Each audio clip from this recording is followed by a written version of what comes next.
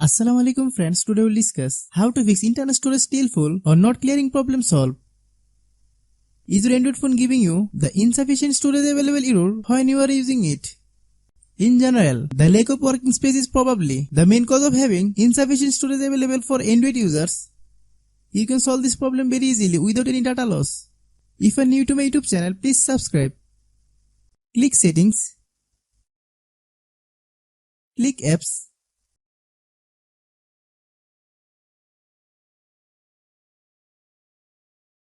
Then click App Management. Click on the most used application. Then click Storage Use. Click Clear Cache. Click Back. Clear and cache the data of the application used in the same way.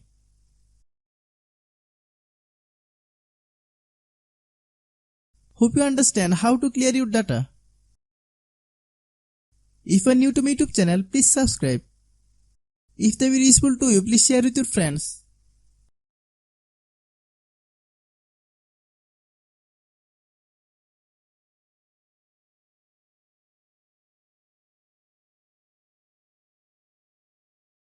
Thanks for watching.